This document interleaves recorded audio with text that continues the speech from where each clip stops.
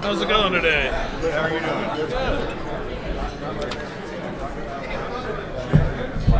Robert O'Brien. Name sounds familiar. Why would that be? I don't know. What do you do? Answering. Yeah, well, you back. Yep. Okay. For some reason. Born and raised here. Yep. 46 years, 40, this will be 46 years.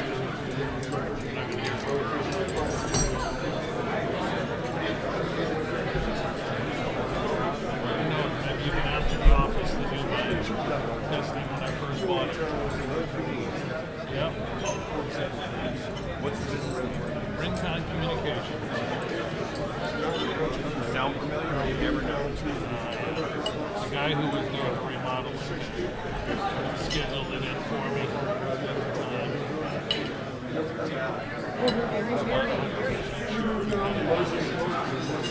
Another guy who does all my plumbing stuff for me does it now.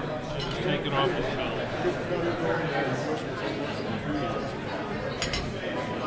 How are you doing today? How are you? It's like my birthday week just continues. Isn't that crazy?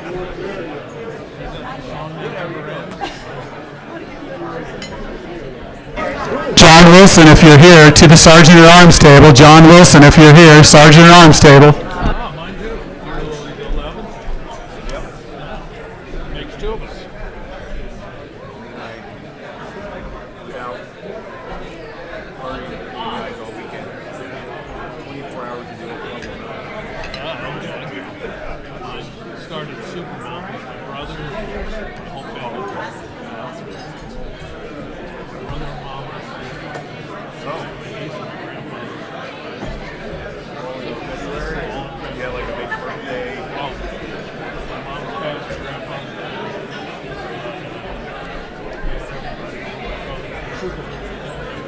Yeah, super. He's telling me, oh, surprise party for Supervisor Christie. What's up there? You still causing trouble? Hey, I saw those votes. Hey. I'm going to be asking you to hire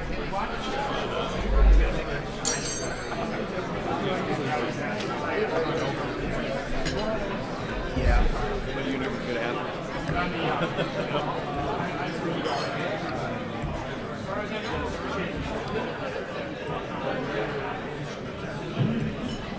It's not me, it's my younger brother.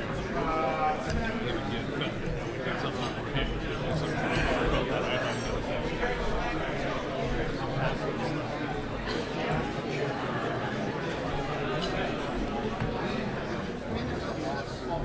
I prefer to go by and nobody knows it's impossible anymore.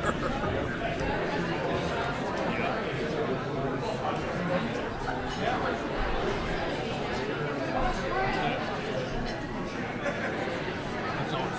What do you want to do? Where do you want to go?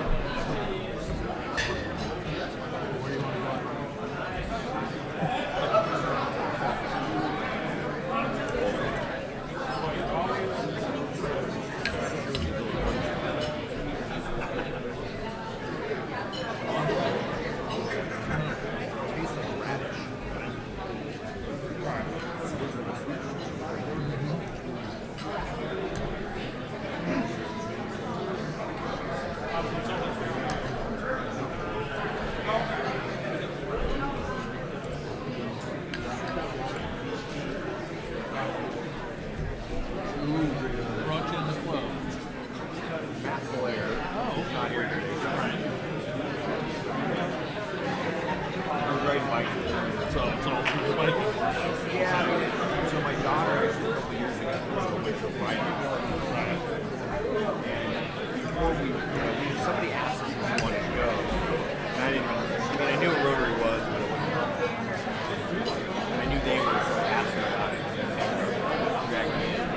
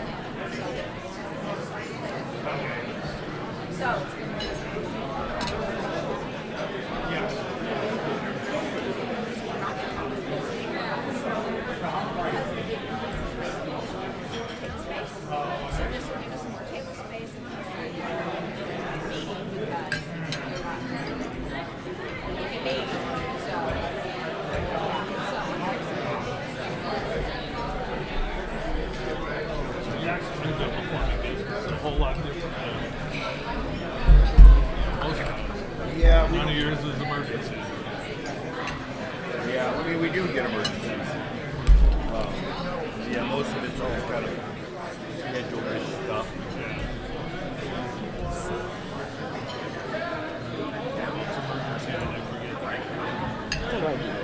What usually happens is every once in a while something fails drastically. And they Oh, start dumping 12:01, you're right. on Sunday, Thank you. 6 o'clock at night. Everyone, I hope you're getting your lunch. We're going to start in a couple of minutes. Hi, Doc. I'm Rob Draper. You are. So good to meet you. Nice to meet you. And same about you. We'll only believe half of that. Yeah, same. Okay, that'll be our deal between the two of us. All right, We'll sounds both do good. that. Sounds good. Hi, Gary. Rob Draper. Yeah. Yeah. Absolutely. Thanks for the opportunity. Yeah, we love it. Yeah, hopefully we're always regulars with that one. Okay. Thank you very much.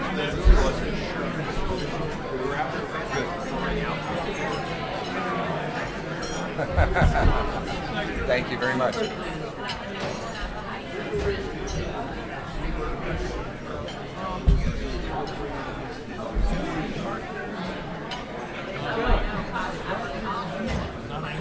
Natural blonde.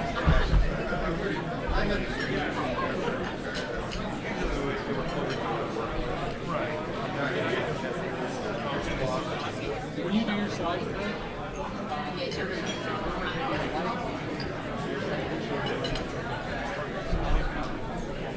all right, I'm a little disappointed too much. Draper, I don't speak.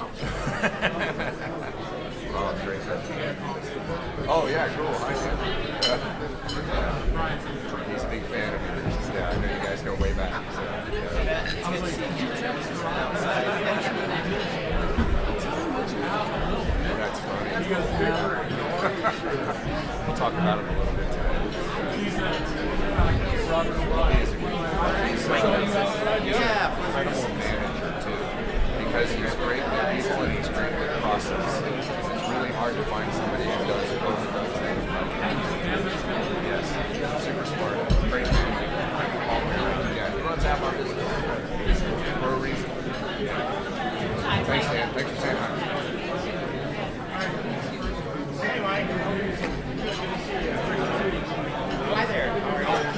I know, right? Oh, did I?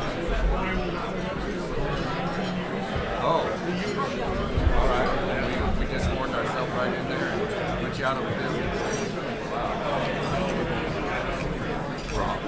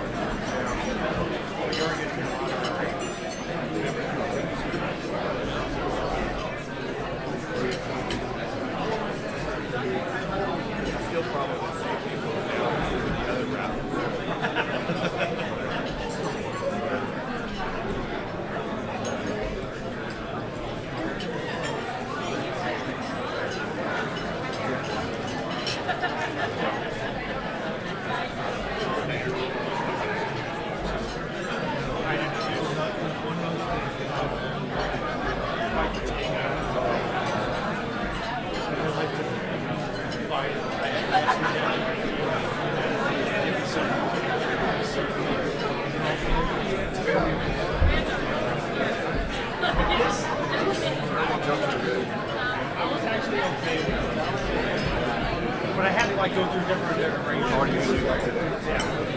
Hey, Christopher. Loyalty in the room, man. It's good to see you. We're coming up to the retail. You're the true royalty Mr. Grant. That's awesome. How you feeling? So, it's my year for my doctor. I was stubborn. I couldn't get the course. Finally done. Actually, right after I got out, this didn't hurt in my heart. And now I got one film sitting with you.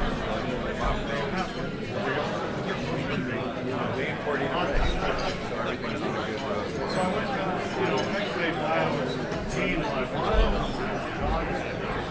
It's a hit from Bodoni. So I got to get those done. I'm going to try and lose some weight and everything else. It's a process, but I'm feeling better now that I got that. Slapped in the face and you got to go see the doctor. Last call for raffle tickets. Last call for raffle tickets. The pot is about $1,000, so if you want in, Diana, I don't think is here today. She hasn't bought any tickets. You probably have a chance of winning today because Diana's not here.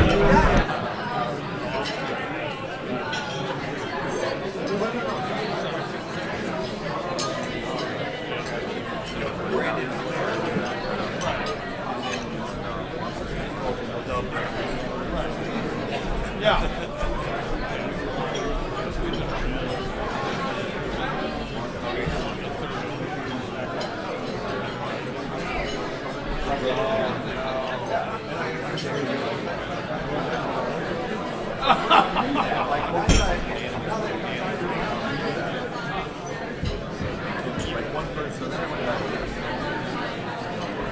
Right.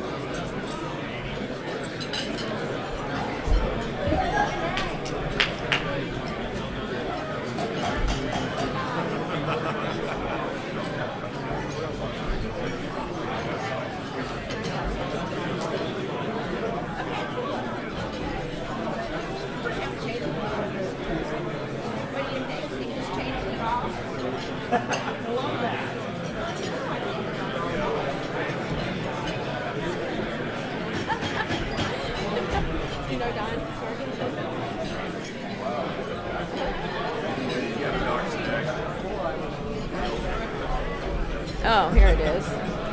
Okay.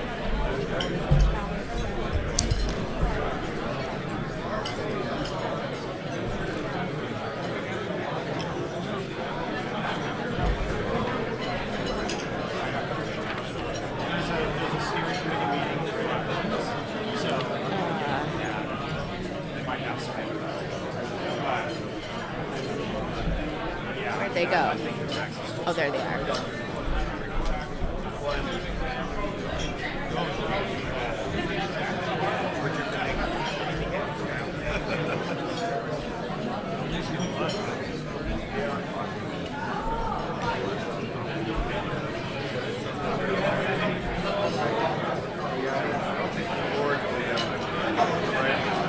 I don't either. Yes, yeah. Because I talked to our staff the other day about like hearing out there. I said one of the anti-arguments is that well, we've had 20 years of this tax, and the roads are still crappy, right? Well, no, yeah. And so I was like, there's a really easy rebuttal to that. Guess what happens to the road without $2.67 billion?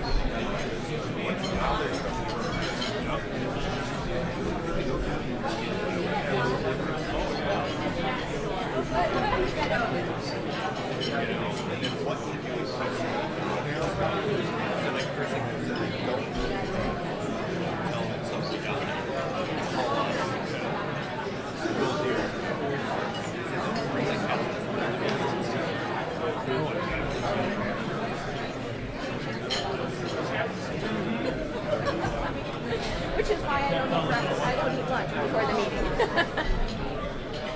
All right.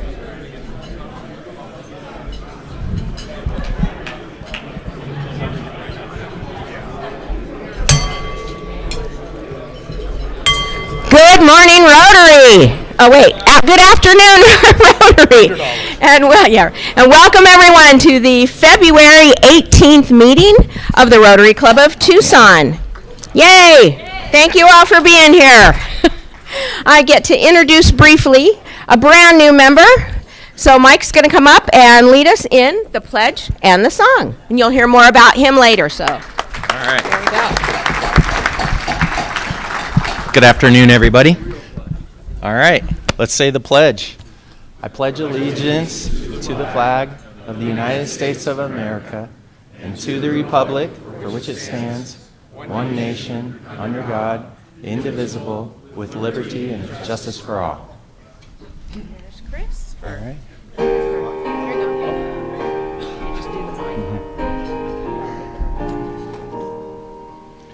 My country, 'tis of thee, sweet land of liberty, of thee I sing.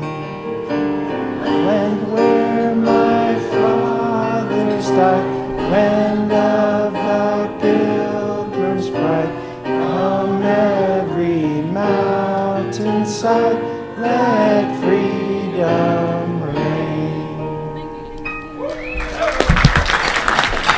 I always feel like that's when I ought to ring the bell, you know?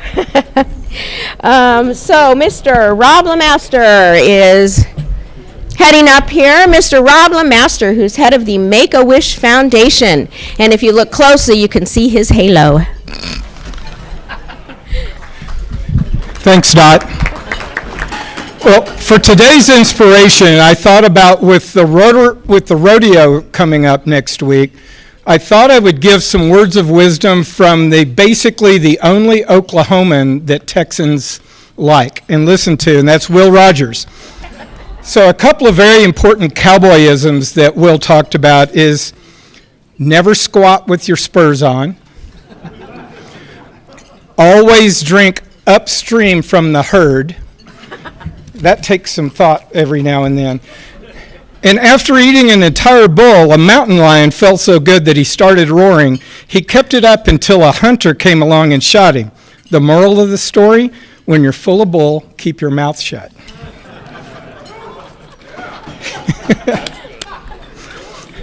Yeah, okay. Never slap a man who's chewing tobacco. Never kick a cow chip on a hot day.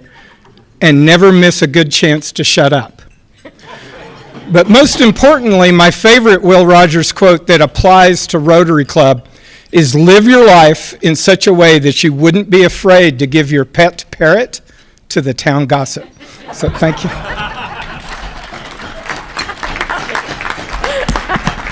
Thank you, Rob. Now we get to hear from our illustrious Sergeant at Arms, Mr. State Farm himself, Dan Com. Thank you. Thank you very much.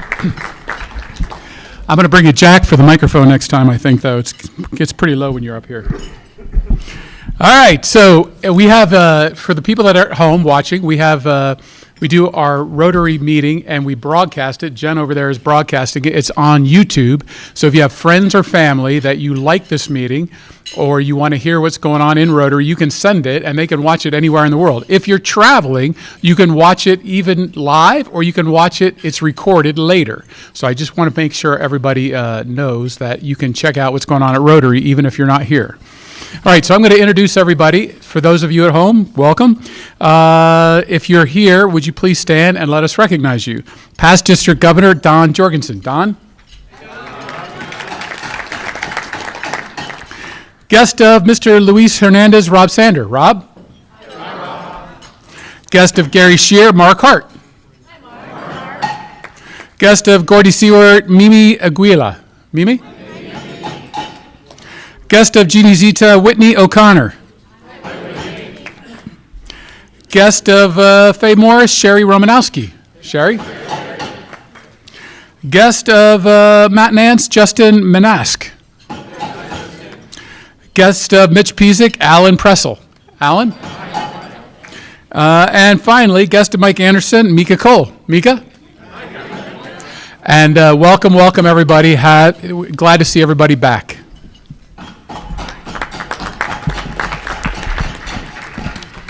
As Dan mentioned, we are live. We're streaming. So for all of our virtual viewers, everyone turn around and wave at the camera and say, hi, virtual viewers. Thanks for being there. Let's see. So next we get, where is Mr. Luis? Luis Hernandez is our Cookie Monster sponsor for the week. Where are you? There he is. Come on up. Come on up. So as a Cookie Monster sponsor, you'll note when the cookies come out, they'll have a little table card on there. He also gets this very cool Rotary bag to put the leftover cookies in so he can take it home with them. And most importantly, he gets the coveted limited edition Cookie Monster badge to wear around his neck. Oh yeah, okay, good. Yeah, really. All right. And a quick note for you all, because we had one extra meeting and because we were actually, Dorina worked her magic and we were able to have cookies at the Sheraton, that means there are 2 openings during the rest of the year for cookie sponsors. So if any of you missed out the first go-around and want to do a cookie sponsorship, let me or Dorina know. All right. Eric, looks like we got something. All right, and Adam. All right, thank you guys. So, and also I have it on good authority, Bobby, that this is going to continue into next year, so we can even have some repeaters next year, so, because it's a good thing. I don't know what happens if you have 2 Cookie Monster badges, how you wear them, but in any event, thank you to Luis and Hercor Insurance Company for that. Next, I get to introduce Michael Guyman, who we all know as he's with Business Services category with the Chamber of Southern Arizona, and he is going to introduce our special guest speaker. So, Michael, it's all yours. Yay, thank you, President Dodd. All right, as I typically sometimes do, I asked ChatGPT, give me some jokes about car dealers. There are a lot. The first ones it gave me were awful, as is typical. But then I said, make it a little bit more about Tucson. I actually think these are decent. Please welcome our car dealer. Because in Tucson, if your AC survives July, your car is basically a luxury vehicle. It's decent. Very germane to the propositions that we are in my opinion, hopefully going to pass in a month. Please welcome our car dealer, because after one trip down Speedway, you start thinking maybe it's time to upgrade the suspension. All right, that one's okay. Anyway, I'm very, very honored for a couple reasons to introduce Rob Draper, who is going to speak to us about his experiences, 100 years of O'Reilly Chevrolet, which started business in 1924, which he is the president of. He was also, as you may have read in the bio, in the email, that he was actually a partner in a law firm in our nation's capital for 12 years. So very interesting background there. And he was also the past chair recently of the Southern Arizona Leadership Council. So he's been very, very involved in the community. Many of you, I think, already know him. But what you may not know about him is that he and his brother purchased a lighthouse in Buzzards Bay, Connecticut. No, sorry, Massachusetts. Buzzards Bay, Massachusetts. Don't ask him why, because he'll probably tell you it was not such a great idea, but he actually owns a lighthouse, so that's fun. But maybe more important, actually most importantly, he was able to celebrate his first grandchild in December.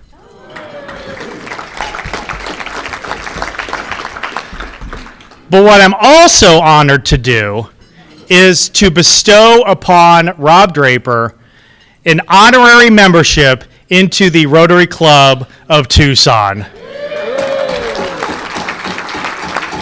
So here is his certificate of membership, as well as the mini pins that he gets to wear around town, in addition to his Vote Yes pins, which I know he loves to wear. So please help me give a very warm Rotary welcome to Rob Draper.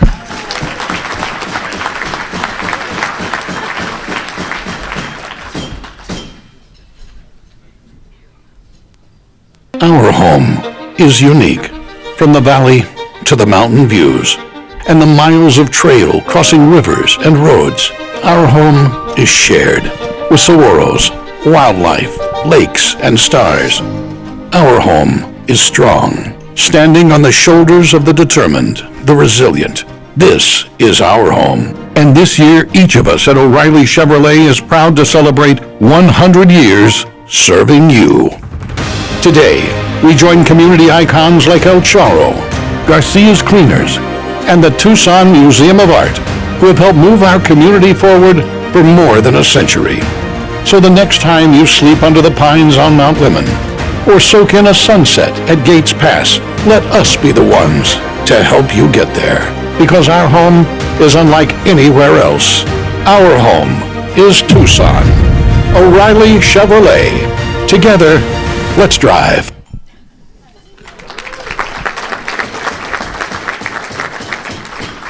Am I not there we go. Thank you very much for having me here today. It's really fun to be among so many friends. I'm kind of kicking myself. I feel foolish for not coming to more of these meetings because it's a great feeling to be in this room with all of you. I really appreciate it. I don't love talking about what I do. I'd much rather be learning about what you do, but Michael asked me to talk about O'Reilly's 100th anniversary celebration, and I had a lot of fun actually putting together a little presentation, so let's do it. In the thing it said a little bit about O'Reilly Chevrolet. I didn't know what to call it. This time I'm calling it 102 years and 20 minutes, but don't worry, it's not like a chronology of 102 years of O'Reilly Chevrolet, and I know I only have 20 minutes, so it's more like I'm just going to try to open a little window into how I perceive O'Reilly Chevrolet and see if you can get some value out of that. Last Sunday night, we had an awards ceremony. We do it every year for employees who are celebrating 5-year increments of service with O'Reilly, 5, 10, 15, and so on. It's a tradition. So those present are the award winners, our management team, and any employee with 20 or more years of service, plus their guests. So it ends up being about 100 people in the room. This year we had 14 award recipients. They collectively had 270 years of service with O'Reilly, and all the employees in the room added up to 809 years of service. I'm struggling a little bit here, and I know I need to talk fast. It's not good for a car dealer to talk fast, but I got my 20-minute timer on. So I also do a little recap to set the stage at that awards dinner about the past year. I talk about the product, which I won't do today, but we always remember that's what keeps us in business, is having something to sell. Last year we sold a little over 1,300 new vehicles, which put us number 1 in Tucson. We would either be 1 or 2.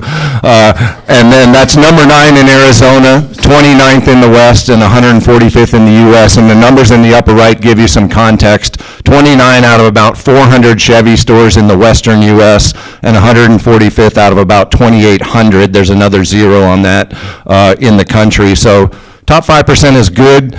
I'd like to be in the top 20 in the West and top 85 in the U.S., but I'm never satisfied, and that was a pretty good result. On the fixed side, that service, parts, and body shop, the main messages to the group were we moved our Google score from 3.9 to 4.2. Sounds like not much, 0.3, but believe me, it takes years to do that, and we're on a good track now. Now we're to the point where the one I got last week that said everything was awesome, your team is fantastic, love it to death, 4 stars, that takes us backwards. So we're aiming for 4.5, and I think we'll get there.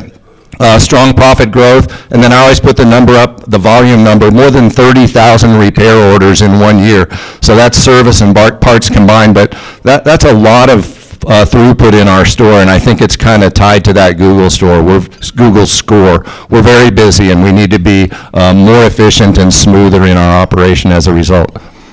I believe strongly in the loyalty profit chain, also called the service profit chain. It's a Harvard Business School concept. You guys are probably familiar with this. The key is make it a great place to work. If you make it a great place to work, your employees will stay and get good at what they do. If they're good at what they do, it shows to the customer's satisfied, then the customer keeps coming back, and that's what drives profitability. So you put leadership on the front end of that, and that's kind of the model, our model for success.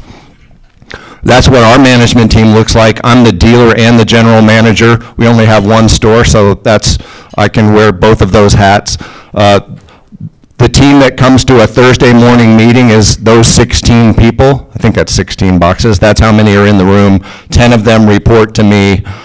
Most of them, we almost always hire from within when we can. A couple of those came from outside, so 263 years of service to O'Reilly, and a few of them bring additional industry experience from somewhere else. I see maybe 3 on the list that came in from somewhere else. This is just one example of an award winner from Sunday night. I think we had 5 5-year awards, 4 10 years, 115, 225s, and Diana was 40 years. She runs our service department office. So we talk a little bit about each one and learn more about them outside of the store and give them awards. This year, for the first time, I also presented a Lifetime of Kindness Award. As some of you may know, my mother-in-law, Bobby O'Reilly, passed away in December, and she was a real force in the business and in my life. So I created this award to recognize anyone I talk to says, oh, she was so kind, she was such a nice person. And that sounds pretty simple, but my 2 thoughts on that were, 1, try doing that for 89 years. And secondly, it seems like everyone would agree that the world needs a lot more of that, what Bobby brought to the table. So it seemed appropriate also to do it at a company awards event, because for more than 60 years, she was at Buck's side. I'm sure, in private, there were so many conversations about the trajectory of the business where she had input. In public, she never had the microphone or was in the spotlight, but she was always there organizing events or speaking with employees and always smiling.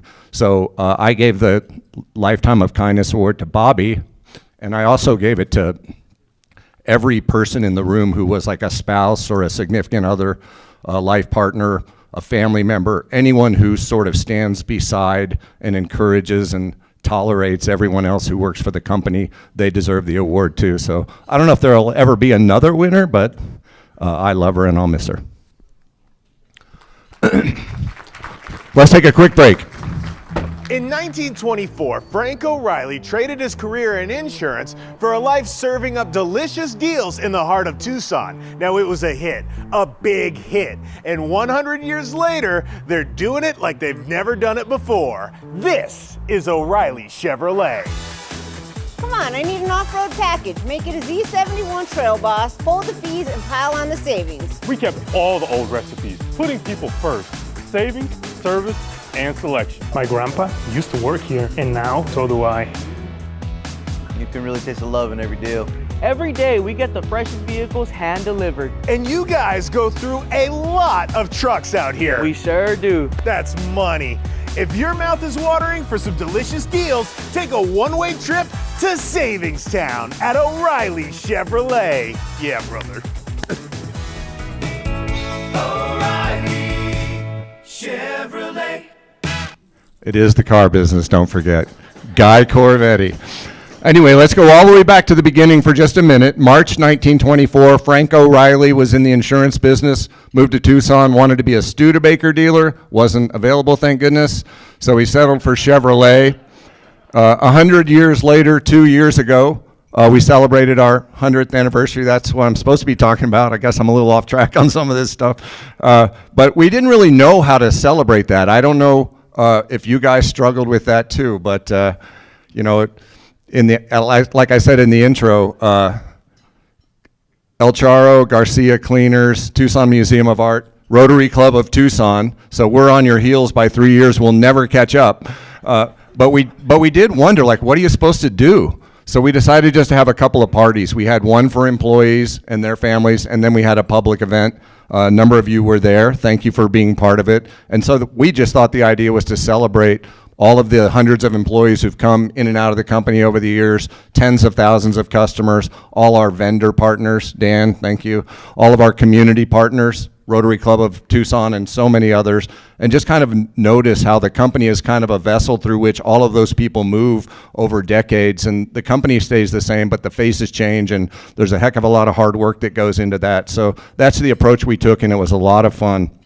And I still have a lot of the imagery in my head from those couple of parties. It seems like yesterday, even though it was almost 2 years ago.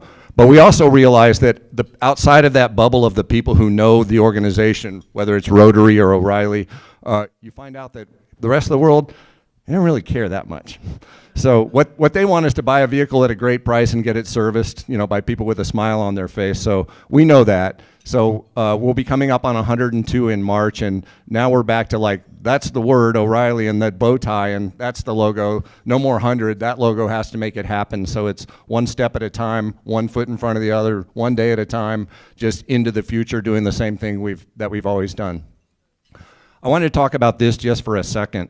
I think it's pretty unique, the position that I'm in and the luxury I have of being only the third person to run the company. That's got to be pretty rare in 102 years. So I would think in most cases to find out what was going on back in the day or what somebody was thinking or why we do what we do, you'd have to do a lot of digging. But I have the good fortune of, if I'm wondering what was on Frank's mind or what did he think about or what was important to him or what happened in 1951, all I got to do is go sit down with Buck and ask him. And most of the time I get the answer. So like I'm 2 degrees of Kevin Bacon or whatever it is from almost anything that's ever happened in the company's history. And I love that. It's Buck, I'll talk about him more in a minute, but that's been a tremendous asset to me, is just that close connection to the entire history of the organization. We have a pretty extensive archive collection, and of all the images in the entire collection, this one's my favorite. That's Frank O'Reilly standing on the front patio of our current location on Broadway. And I don't know what he's thinking about or what's going on in that photo. So I went and asked Buck the other day, a couple days ago, and to just completely contradict everything I just told you about the last slide, he has no idea. And I certainly can't ask Frank. And I never met him, and I sure wish I had, because I've learned so much about this man over the years, and I really admire him. And boy, I would really love to know what he was thinking about on that day. I have some ideas, and I'll talk about those too.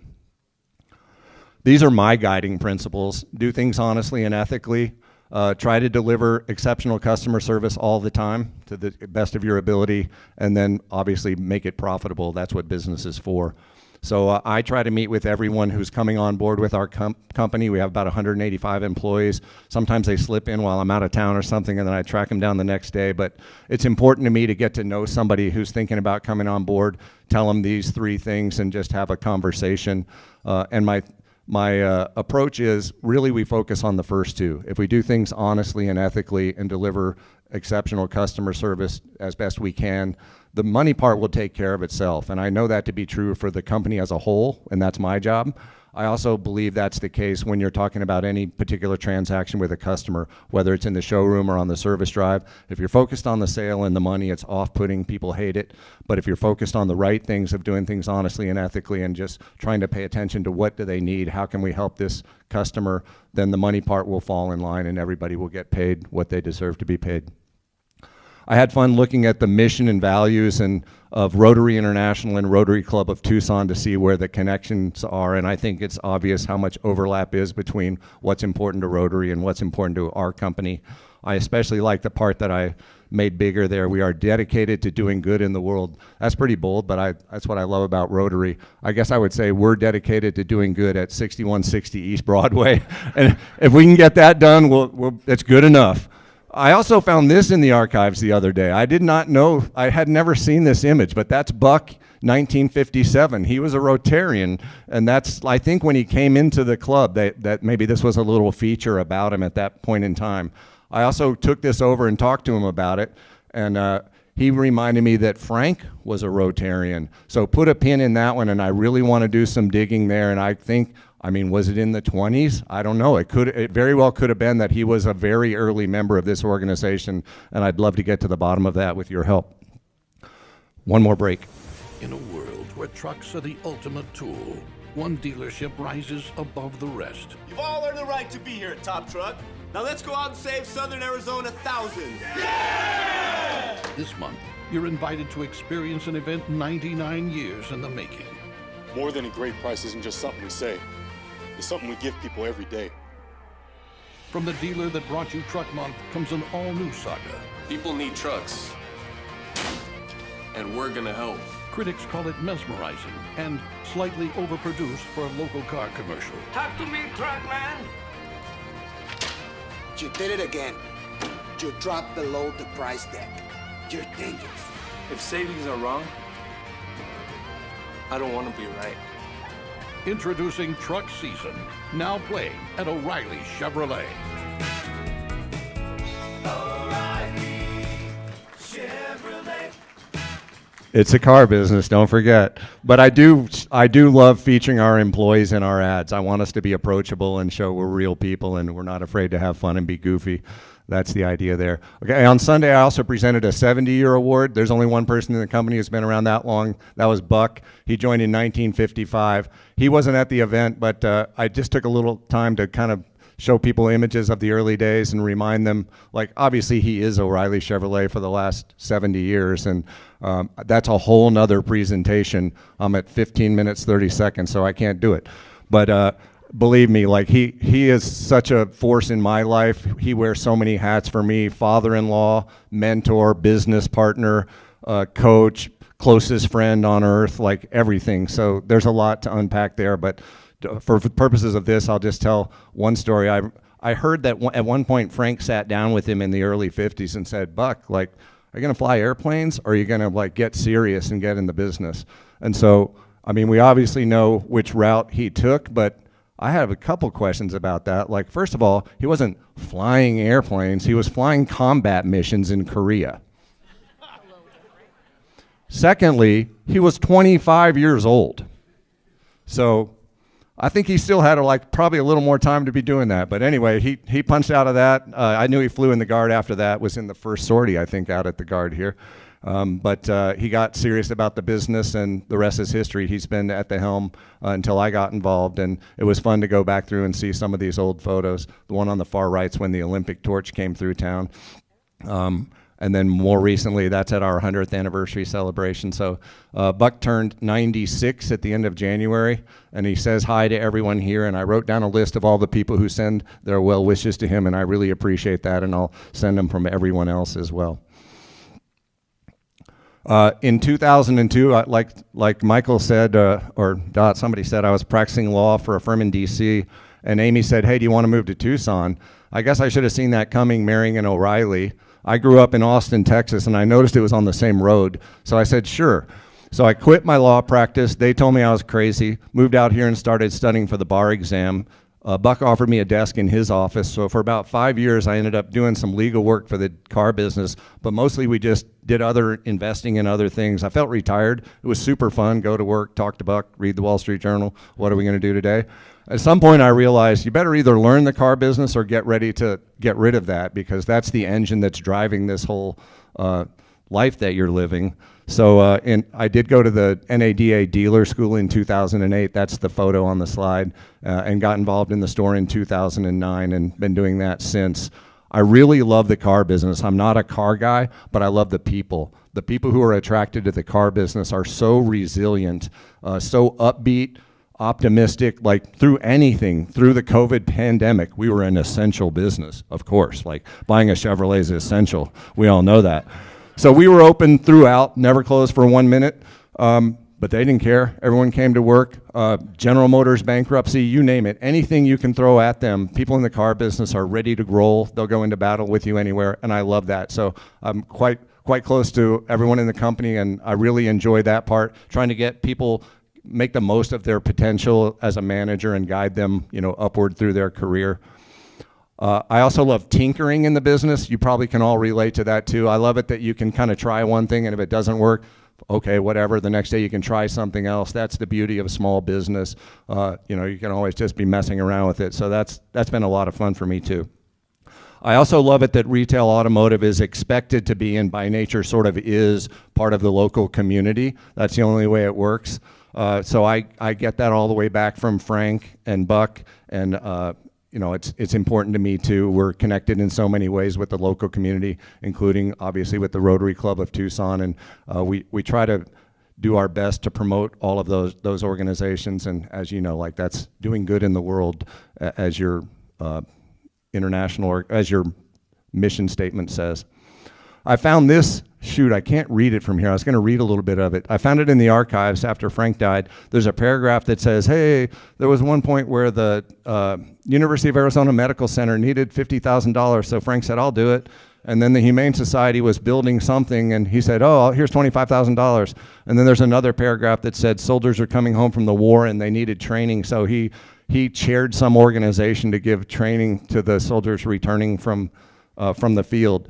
So he would hate it that they wrote that in that article, and he would hate it that I just paraphrased it to you, because that's not how he rolled, and that's not how Buck does either, and that's really not how we try to do it. Our marketing team hates that. They always tell us, like, you need to make more out of what you do in the community. But to me, like, I'm okay with it. I think it's the right way to do it. You just do what you can, like you guys do, wherever you can do it, and we'll all get better for it and keep going.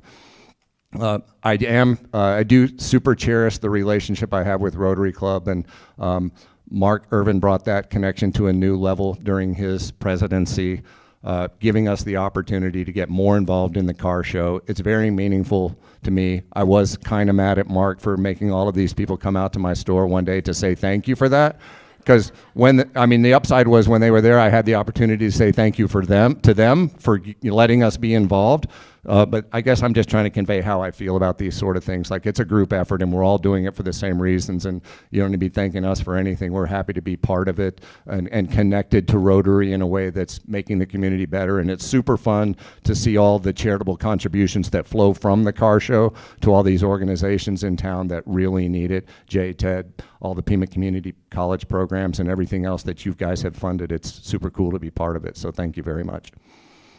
A couple things I'm proud of in the last 15 or 16 years at the company, changing it was still a state-of-the-art dealership.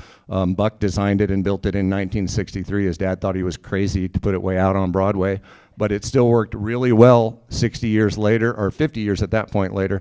It needed a little tweaking, and General Motors wanted a little different look, so we spent a bunch of money and fixed it up, and then we had a big party, which we called the Big Reveal in 2013. Many of you were there for that one too, so thank you for that. It was fun. A lot of hard work over a couple of years working out of tents and such, but the end product is still working pretty well for us to this day. And then the year after that, we were named Chevrolet Dealer of the Year. So that's a big honor for everyone in our store. We do compare ourselves not only against, like, are we getting our Tucson market share, but how are we doing against all the other Chevy stores in the country. So to get that recognition was great. although it should be called Dealership of the Year, not Dealer of the Year, because I didn't do any of that. It's 185 people who worked really hard for it. So I keep that one in my office, one, because I think it's kind of cool, as I just told you, but two, because it doesn't say dealership, and I don't want anything in the front of the store that says Dealer of the Year, because again, it wasn't me. Back to this. So what was Frank thinking about on the front patio that day? I honestly don't know, but my guess is he was just thinking about the business and the future and what's coming next. And it's the early 60s, so he probably doesn't know about the impact of like Japanese imports yet. Maybe like there's a few bad Hondas already starting to come into the country, but it was probably just other stuff, employee matters. How am I going to generate enough gross profit to fill up this big bill that Buck just created by building this store? I don't know. Like, there's a lot you can think about. But that's kind of what I do too. Like, here's some things I just threw up are kind of what's currently going on in the car business in my mind. The one on the bottom is the EV market. So we finally got all charged up to sell EVs, and then everybody decided like, federal tax credit is a bad idea. That's probably right. But maybe we should have phased it out or something, because at this point, all the manufacturers just quit. Like, there's EVs out there, and it's great product, and we're capable of selling it in the right way, and I love them, and I think they'll be back. But boy, we're in a weird dip right now where EVs are just sort of like, what happened? So that's a strange market blip. I do think that that's part of our vehicle future for sure, and Chevy has a great lineup, thankfully. Upper left is a calibration business. We opened one in Tucson and one in Phoenix. That's just to represent how much technology has become part of the car business. So it's not so much the hit and banging it out anymore and repainting it. It's recalibrating all the cameras and sensors and all those little things in your car that make them safe and go forward and all that. So that's a whole new business, and there's many more things like that coming. Jim Click, you know, he sold his stores. That's a huge sea change in the Tucson car business. Unbelievable. That guy's a force of all time. He's been such a mentor and friend to me, and I admire him so much, not only in the business, but for everything he's done for the community. He's also been a big motivating force for me and for our company, like trying to keep up with Jim, which nobody can do, but it's a great motivator to do your best to try. So I love him to death, and maybe I just wanted an excuse to talk about him, but it is a change in the business. And the organization that bought his stores is a great one. You may know that they've been in Tucson for 3 or 4 years already. They own the Tucson Subaru store. So they're a very well-run organization with the same kind of community principles we're talking about. So I think it's a great thing for Tucson, and I know he did that, you know, intentionally, wanting to cement his legacy as a do-gooder in Tucson, and I think that will happen. I'm almost done. I know I'm a little over. Bigger picture things that are happening. Self-driving, are these a threat to the retail automotive like dealership model? I don't think so, but they're out there. Self-driving cars, factory selling direct to consumers. Like I said, the EV, there's what's going to happen next. I think it'll be bigger and better than ever. Ride sharing, are people not going to own cars anymore? I don't think so. Flying cars, probably, but hopefully we'll sell them. You know, I'll sell a flying Chevrolet. I'm cool with that. The one that really is on my mind is this one. Like, President Trump gets a lot of heat for the way he's handled tariffs. I mean, rightfully so, probably in some degree. Like, but they're a tool that's always been there. It's like, it's not, he didn't invent tariffs. And thank goodness for Joe Biden, who put a 100% tariff on Chinese EVs during his term. Did you know that? Yeah. So if that hadn't happened, the world would look a lot different right now. Chinese are chipping away at that wall, I'm sure, and it's going to come down. It won't be too long, I don't think. Like, they sold 500,000 in Mexico last year, so it's coming to the U.S. And when they do, that's going to change the landscape for everybody, because the product quality is excellent and the price point is double excellent. You can get a nice quality Chinese EV vehicle for about half of what, you know, anything we have in the current market would sell for. So it's coming, and we got to figure out what to do about it. Being a standalone, like, single point Chevy dealership in Tucson, when that happens, that's probably not great, but we'll figure it out. So that's what I think about when I'm on the front patio. I know that's a lot. All that's really for another day. I think for right now, what we should be doing is just trying to continue to embrace the values that Rotary and O'Reilly share and keep rolling along into the future, enjoying our relationships with customers and friends like you, and, you know, we'll see where all of that shakes out in the future. But as Rob said at the top, never miss a good chance to shut up, so I'll do that. The year was 1924. The team was the O'Reilly Drivers. Head coach Frank O'Reilly had One his more. eyes set on the future. All right, boys, what's our motto? Horses, let's go! Over the years, they perfected their process, their craft, and their slogan. What's our motto? Giving you more since 1924. Let's go, O'Reilly on three. 1, 2, 3. O'Reilly! From the roaring 20s to today, the O'Reilly drivers have paved the way in savings, service, and selection. The hopes and dreams of an entire town are riding on our shoulders. You don't just own a Chevy, you become part of the legacy. We will be perfect in every aspect of the sale. Critics are calling it heartfelt and a football-themed car commercial. Out here, we leave everything on the line. This is bigger than us. It's about everyone who comes to save it. Nobody loves winning more than us. O'Reilly Chevrolet presents Any Given Day.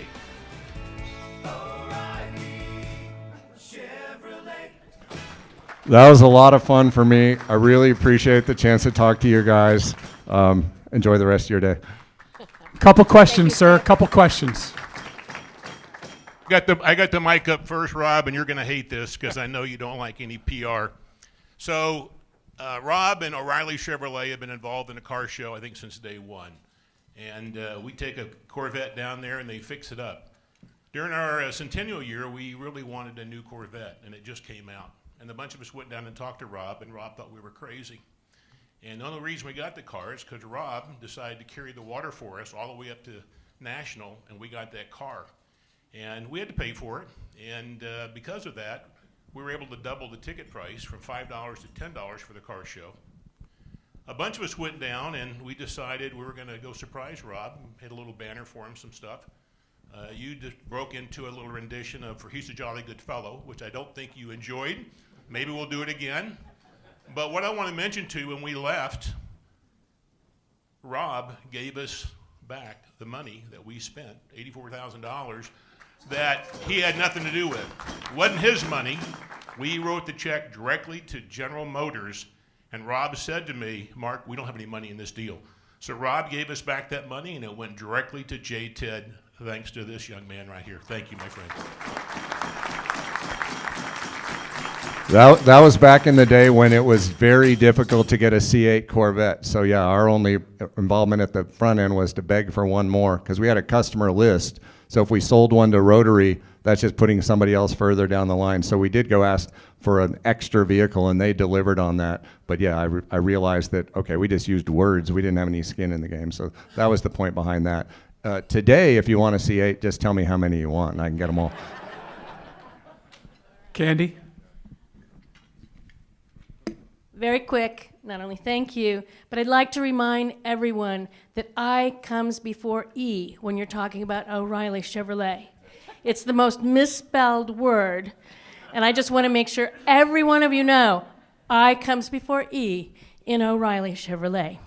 Thank you very much for that pitch. We do get a lot of questions about whether we own O'Reilly Auto Parts. I always just say, I wish. Thanks for coming. The commercials are funny. Thank you. I'm just wondering, can I buy one of those electric vehicles in Mexico and drive it across? What's the deal with that? That's a great question. I don't actually know. I should know the rules about that. I honestly don't. Yeah, Chevy.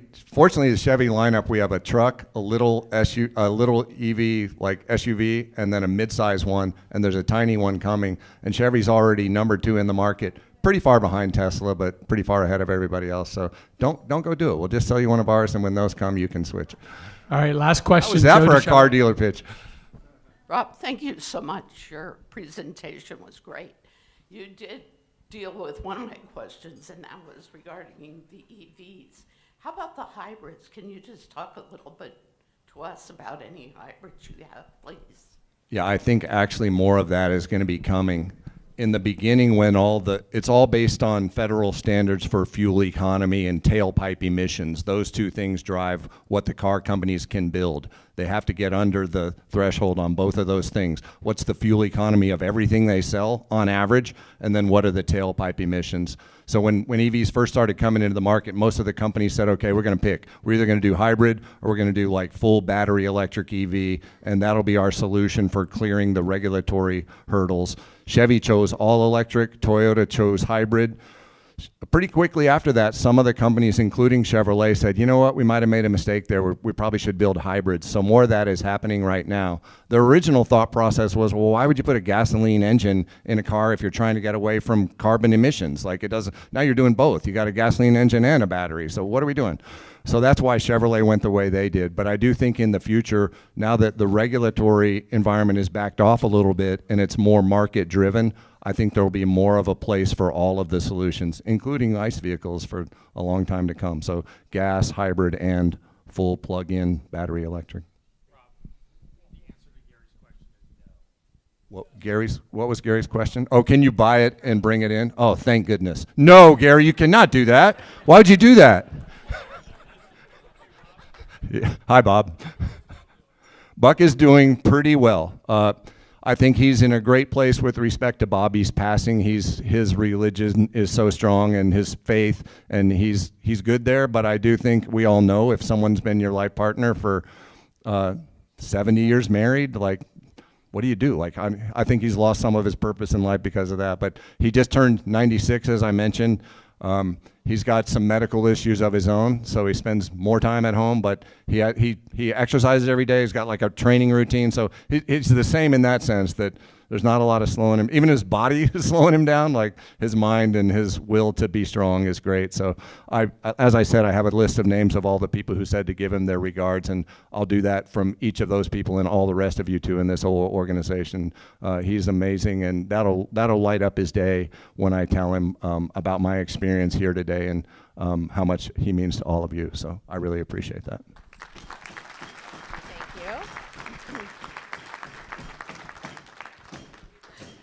Thank you, Rob. And I would like to follow up with some of the comments, because I would like to thank you for your support of the car show, making us such a wheel good deal on the Corvette, steering us in the right direction. We will never tire of your support.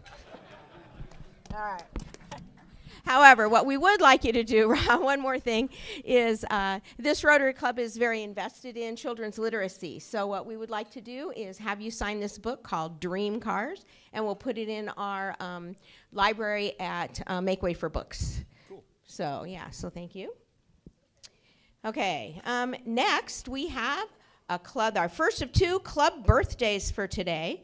So Robert O'Brien is with Rincon Communications, and he said he is now the official median age of the club. I'm not exactly sure what that would be, except he does now have a Medicare card. So, Robert, happy birthday. Thanks, President Dodd. How you doing? When I joined February 14th, 1996, I was told I dropped the median age. So 30 years later, I'm assuming I'm the median age. So after 30 years, I appreciate everybody. I thank my sponsor, Dick Dobrin. He was a great guy, a great friend. Thank everybody for all the fun times and everything. Charlotte, another contribution to my granddaughter's Paul Harris. Maybe the next time when it comes around, I'll bring Smiley to lunch with me. So thanks everybody for everything, and I appreciate it. And I guess being we're both on the same day, it's age before beauty. Thank you. And Matt Sinclair it was born on February 11th, and he's with Plumbing Backflow Prevention. He's the Arizona Certified Backflow Tester. And something that I don't think anybody in here knows about you is that he won a competition building Da Vinci wood lathe, and he built it only using hand tools. So I don't know how you build a lathe without any power tools, but Matt did it, so happy birthday. You can tell us about that. Thank you. It's not that hard. You just use tools that they had for hundreds of thousands of years. And the funny thing is Da Vinci is not as smart as everybody thinks he is. I've made a few things, and none of them work. None of them work. The drawings never work. So I was asked to actually say when I became a Rotarian. And it's, I've been a Rotarian for a year, so it's kind of a difficult thing, but there was one thing that stuck out in my mind, and I was on a mountain bike ride afterwards having some beers with some friends, Bob Morkin and Matt Blair, And we got into a political discussion, and I made a comment, and Matt called me out on it. And he said, that's not true. And we argued about whether it was true or not for a long time. I still think it's true, but we went back and forth about it. And Bob also at one point said, you're not being fair to everybody involved in this conversation. And that's when I realized that these people in this room, not just come in here and read these every once in a while, they live their lives by this. And that's when I decided that this was the place for me. So I have a small check for the foundation. Thank you.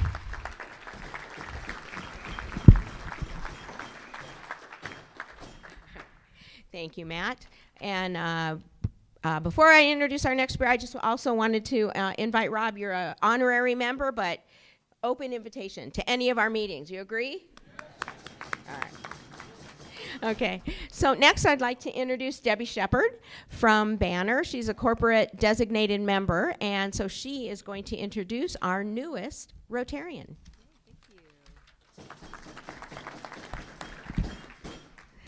Yes, Mike Kosis. Mike serves as Senior Director of Strategy and Communication for Banner Health. In this role, he leads strategic growth initiatives and community affairs across Southern Arizona, supporting our healthcare network of more than 8,200 team members and 1,400 physicians and residents, including 2 hospitals, the U of A Cancer Center, and 28 clinics. In his spare time, he also serves as strategic partner to Banner's ambulatory division, supporting a system of 170 clinics across 6 states. Prior to joining Banner, Mike spent 15 years at Radiology Limited and 12 years in media as a sportscaster, reporter, and photojournalist. A graduate of the University of Colorado, Mike has called Tucson home for nearly 30 years. He currently serves on the boards of the Southern Arizona Leadership Council, the Chamber of Southern Arizona, Ronald McDonald House Charities, and the Boys and Girls Clubs of Tucson. He also served as a former board member of the Pima Community College Foundation. Mike and his wife Bridget raised their 4 children in Tucson and are now proud empty nesters. So please join me in welcoming Mike Kosis to our amazing Rotary Club. There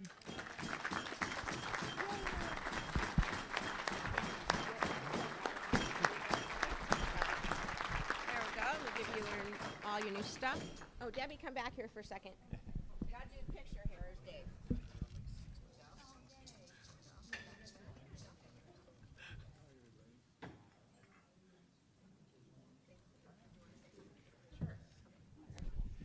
I won't take too much time. I just want to first of all start with a big thank you. I think I've been to about 3 of these meetings, and one thing became very apparent to me. The power and the impact that sits in this room is really hard to put a number on. I mean, your touch in this community, wow, what do you say to that? I think when it comes to my personal mission, the reason why I wanted to become a Rotarian is that it really resonates and it aligns with the Rotary Club when I think about that service above self. And, my true north has always been, how can I help people and how can I help my community? So it was a perfect fit for me. And, after being able to raise kids in this community for the past 30 years almost, I just want to find a way to give back. And I think the way that all of you are doing that in many immeasurable ways, and the touch and the contact that you have both in our community and beyond, that's the one thing for me that's been part of the learning journey since I've been attending is, wow, you have a global network. This isn't just about Tucson, but looking at the impact here in the community and how you all serve. Again, I just want to finish where I started with a big thank you. Appreciate you. Thank you, Mike Kosis. We appreciate you too. So, oops, I just lost my page. Hang on. Wait, sorry. It went away. There we go. All right. So there's 2 potential members that we're trying to recruit. They're happy and they're friendly, and boy, are they cute. There we go. The lady with the afro, her name's Bobby Joe. Doesn't she remind you of someone we all know? She brought a friend who we're calling Darlene. Look at her closely and you'll see what I mean. They crashed the ladies' lunch at last week's Rotary Eat.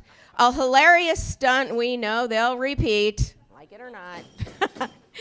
bring them on board would scrape the bottom of the barrel. So we love you as you are. Thanks for the laugh, Bob and Daryl. Bobby Joe and Darlene.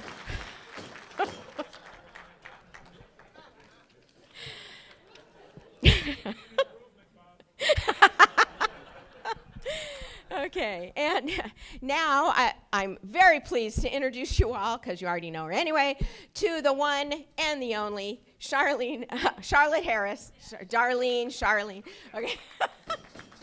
So anyway, help me welcome Charlotte Harris, who's going to present Paul Harris. Sure. Okay.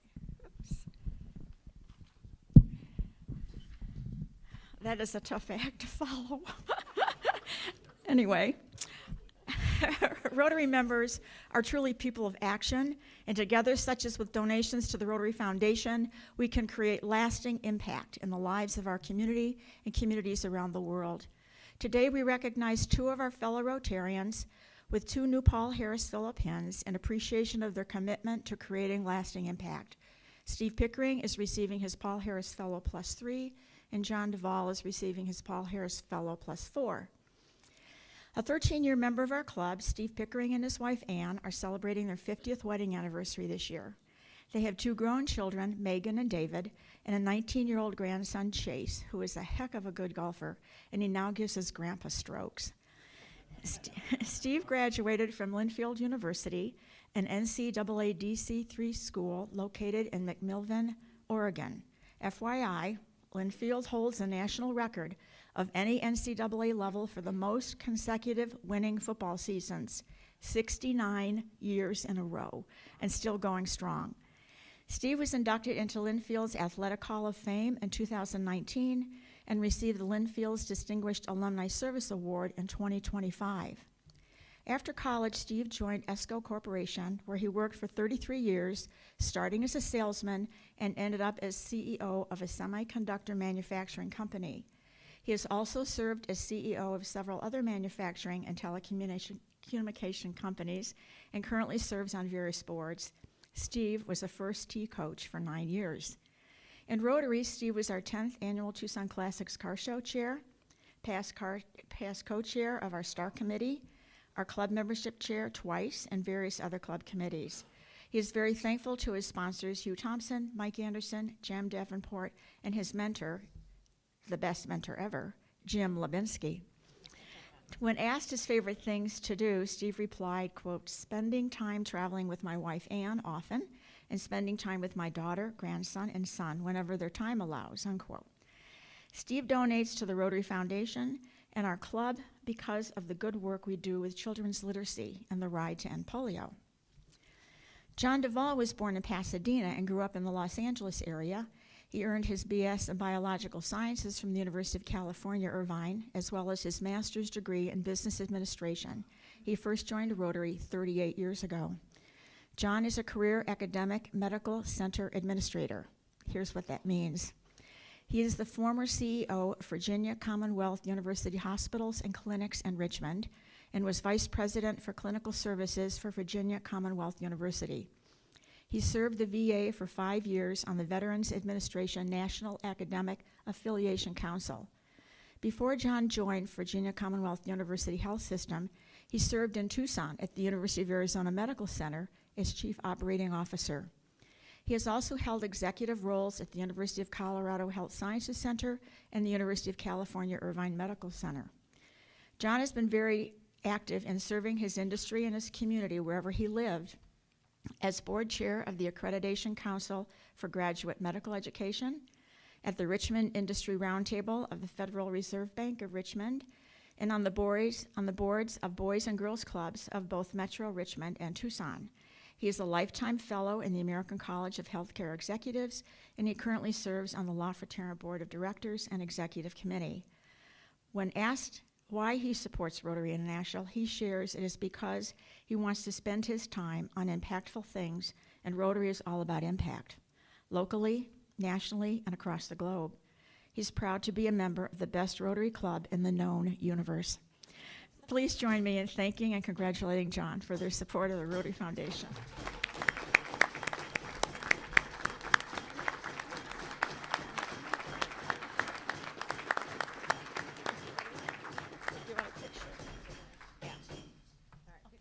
Picture? Okay. Shall we book in these fine women? Yeah.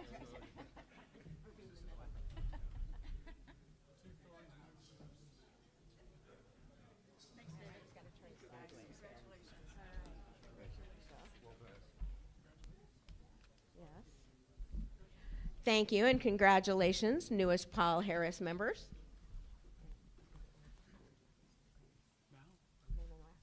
Okay. And again, we get to hear from Dan Call. Thank you. I have to say, Rob, for what it's worth, one of my favorite humans works for you, Brian Guerrero, and that technology center that they do that calibrates all the cameras and does all the sensors is state of the art. It's really amazing to see what they do. And doing cars, because I do insurance, is really interesting to see how far it's come, but it's pretty high tech if you haven't figured that out in a while. Rob, if you pull a ticket for me.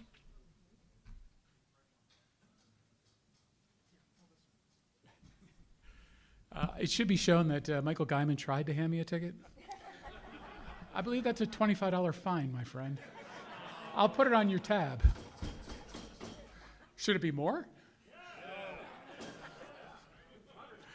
All right. 307. 1, 3, 3. 307. Hey! $95 to you, sir. Now, Rob. Can you pay my fine? You pay your fine. I'll buy you a beer. Let's see if he wins the big pot. Ooh, close. So the big pot is, and I'd encourage you to start really buying some raffle tickets since Diana's not here next time. And with that, here you go. Thank you, Dan. Congratulations, Adam. So we usually at this point have a way to go, where we way to go somebody who's done something cool. And this one's a little bit different because the way to go is for our club. And so to present that, I don't know how many of you can see this, but this is the Tucson from July 12 of 1989. So how many of you were at that meeting in 1989? Then you will remember that the one and only Don Jorgensen was our speaker on July 12 of 1989. So help me welcome Don Jorgensen, past district governor.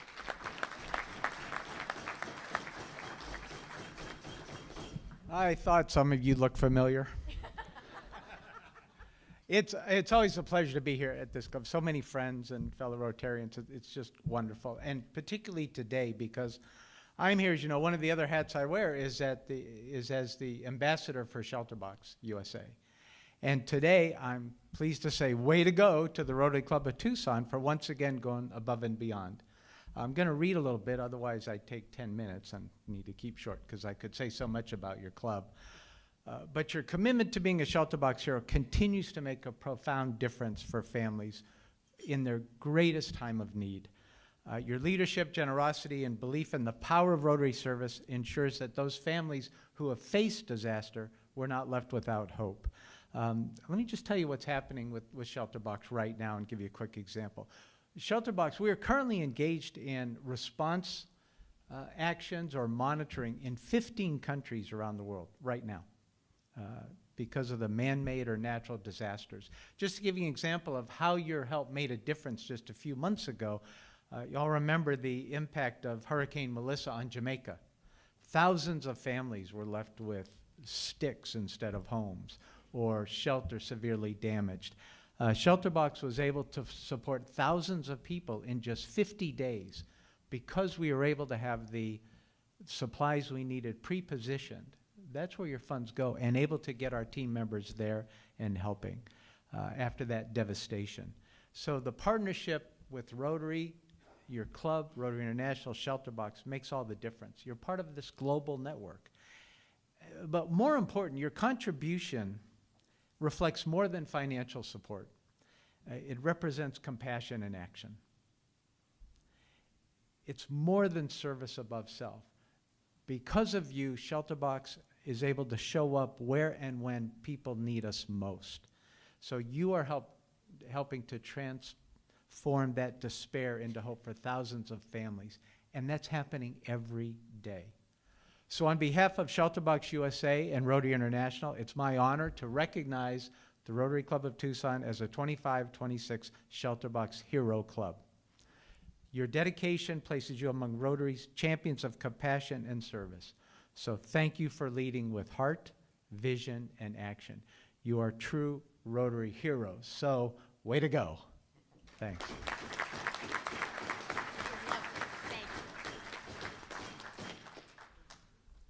All right, so we're clapping for ourselves because yay us, right? Okay, so next, there's a lot of events coming up. Whiskey Fellowship, hiking and golf fellowships, 2 golf ones. And we have another Rotary event around town, and Eat on March 11th. So if you want to host it, you can sign up, and maybe you'll get lucky and get a visit from Bobby, Joe, and Darlene. Or maybe if you're not lucky. Unlucky, right? And also then we need you guys to take red badge selfie pictures because we don't have any for this week. So I know. And next week is February 25th, and that is our Rodeo Days meeting. So wear your rodeo garb and come to the meeting, and we're going to be here. On your tables, I believe, yes, on your tables is a flyer about our newest service project, and it is on behalf of the Western Winds Apartment, which is a residential program for low-income adults, and they need all kinds of help and all kinds of things. So there's a list in the flyer of what are needed, mainly personal items, cleaning, that kind of thing. And so if you can bring anything that's on this list that you would care to bring on March 18th, so a month from today, bring that. And Jim, where's Jim Murphy, is in charge of this project. There's Jim over there, and Wally. And so they're going to be collecting and getting it over to Western Winds. So flyers are on your tables, and we'll also put it in the newsletter so you know what to bring and when to bring it. So another project. And is Joni here? Joni Condit? Okay, she's out of town. All right, well, the Valley Verde Rotary Club has partnered with La Posada of Green Valley, and so they're having a Jazz in the Desert on March 7th. So any of you who are interested and want to support that because it's Green Valley Rotary or because it's Joni or both or all, please attend on March 7th. And then you guys all know how important cookies are to our quality of life. So Marana Rotary Club is having their Tour de Cookie also on March 7th. So they're looking for volunteers to help make cookies and to ride in the Tour de Cookie. So if you're interested, you can contact Marana Rotary Club and sign up to either bake or roll. Either way, so that's how we roll, yeah. So next, we are going to hear from Alan Strope and Dan for a Rotary Minute. But as they're coming up, how many of you, I want to see a show of my hands, how many of you actually get the Rotary magazine? Okay, yeah. Well, okay, now, how many of you actually read it? Woohoo! All right. So then you guys all know who in this issue has been named as the greatest Rotarian. Who knows? Very good. All right, Drew. All right. Oh, it's Jim. Oh, all right. Jim. Okay, sorry. All right, thank you, Jim. Yes, so in this magazine, there's an article about the greatest Rotarian who was named as Abe Lincoln. So how cool is that, huh?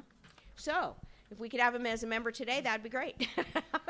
For all you that for all you that are visiting today, if you really like the meeting and we really like you, at the back table over there where the two ladies are, they have membership packets. And we'd encourage you to stop and pick up a membership package on the way out the door, because we're always looking to expand Rotary and what we can do in the community.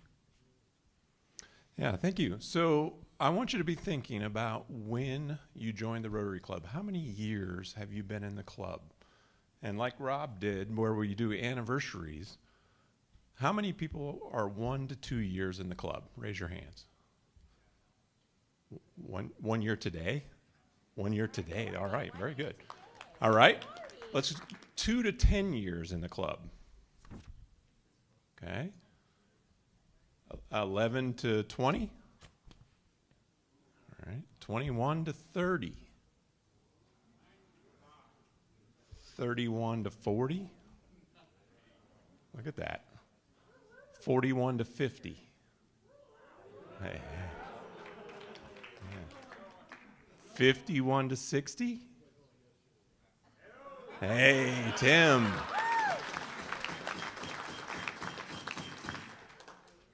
Where are we at? 61 to 70? Okay, we'll stop there. All right, so why are all those members, you see all those years of service here in the Rotary Club, why are those members still involved in our Rotary Club? They've got nothing better to do, no. They got engaged. Yes, still trying to win the Corvette, I love it. They got engaged, they got involved. Do you know we have 3 pages of committees, we have our fellowships, we have our service projects. If you're one of the newer members, if you're not on a committee, I encourage you, reach out to your mentor or to your sponsor. Let's get you on a committee. It's a great way to get involved, and it will help you be one of these members like Tim that's been here longer than anybody else. Right? And then, as Dan said, if you are a guest and are interested in joining this great club, we'd love to see you in the back at the end. Thank you. All right. Thank you, Alan, and thank you, Dan, and thank you all for being here today. Let's do a goodbye wave to our virtual viewers. Bye, everyone. See you next week. So, happy birthday, Robert and Matt, and thank you, Rob, for speaking to us today about O'Reilly Chevrolet in the last 100 years. Thank you, cookie sponsor Luis Hernandez and Her Core Insurance Group. And welcome to Mike Kosix. Congratulations, Stephen John, on your Paul Harris. And next week, our speaker will be Ann Breckenridge Barrett, the president and CEO of Tucson Museum of Art, who has also been around for 100 years. How cool is that? So thank you to our newest visitors, Bobby, Joe, and Darlene. I would say to Rob, we'd love to see you here again soon. I'm not quite sure I could say the same thing to Darlene and Bobby Joe, but anyway, so Rob LeMaster is going to give us our toast and adjourn. And so next week, right back here, Ann Breckenridge Barrett for Tucson Museum of Art. Wear your rodeo garb, and we have a special announcement that you'll hear about next week. So, all right, Rob LeMaster's gone. So here's our toast for the week. I want you to all raise a glass, and I want you to sing with me. O'Reilly Chevrolet. All right. We're adjourned.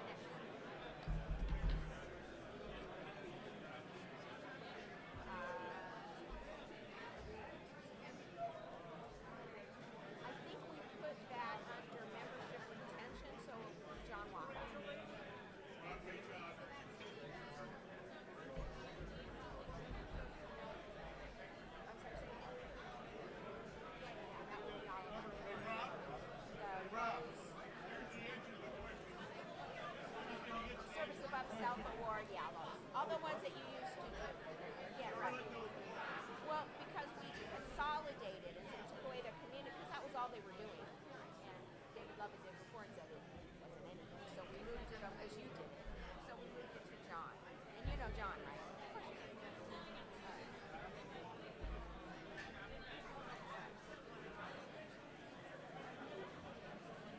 I did get a petition and yes, I'm planning to go. And you too.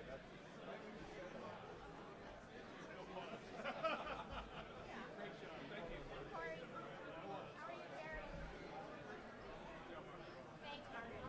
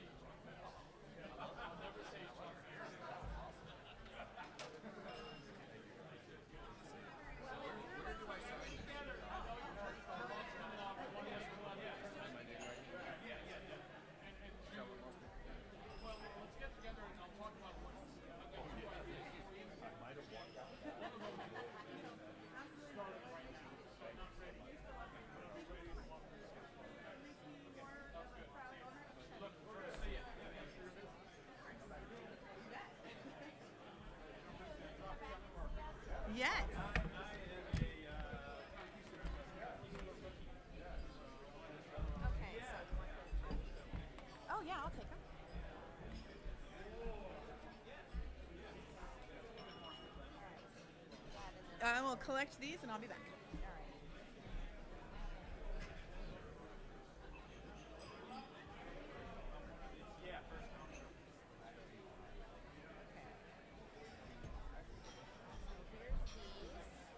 Fabulous. Thank you so much.